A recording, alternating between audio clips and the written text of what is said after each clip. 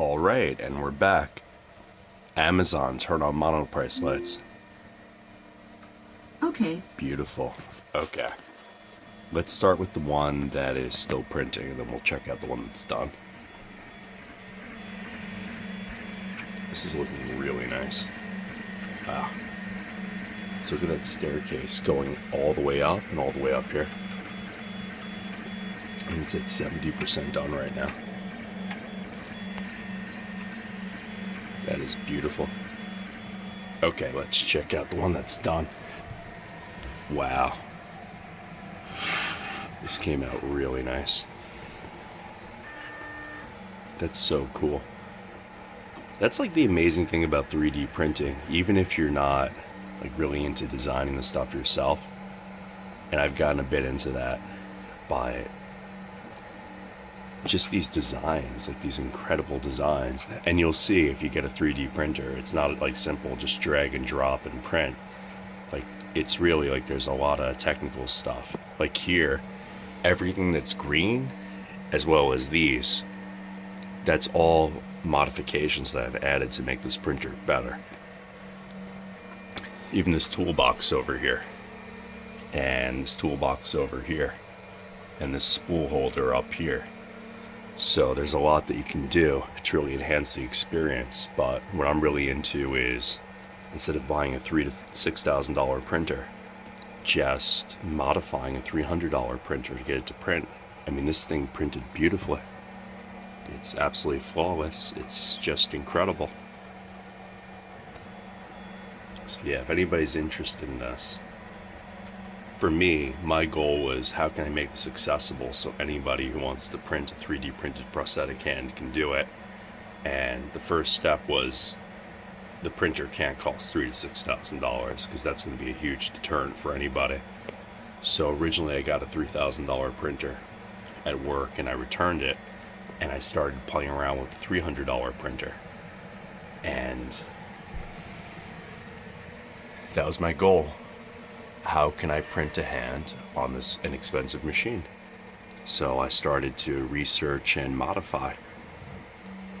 So this here, this is called the Z brace, and what it does is it holds this Z axis in place, so when it's printing it doesn't shake around as it's moving, because it's like a jackhammer the way this thing moves.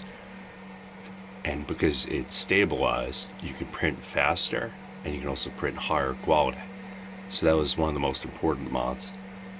These right here, they hold the thumb wheels like that right there. It holds it in place. And by holding it in place, it remains leveled. So you don't have to re-level it as often. And those are definitely two of the most important mods. Like, that alone is a complete game changer. This filament holder, it's like a filament guide, and it's just really nice.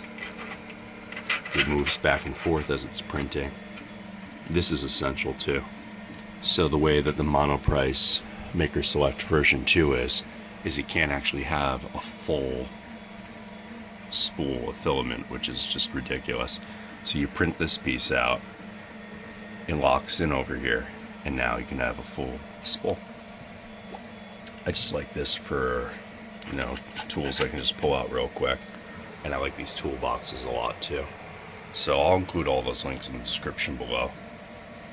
And I'll also include links to, just in general, all the stuff that I'm doing and the stuff that I bought. Because my big thing has always been minimal amounts of money spent for maximum value when it comes to technology. Trying to make technology accessible, because nobody's going to spend $3,000 to $6,000 to see if they're into a hobby. Hey, I wonder if I'm into 3D printing. Let me spend $3,000 and find out. Let me spend $6,000 to find out. You're not doing that. Now if you spend $300 and you're into 3D printing, then at that point, a year later or a couple years later, you might be so into it that you say, I really want to get my hands on like a crazy machine. But that's like somebody getting into online gaming and then saying I want to take the game to the next level.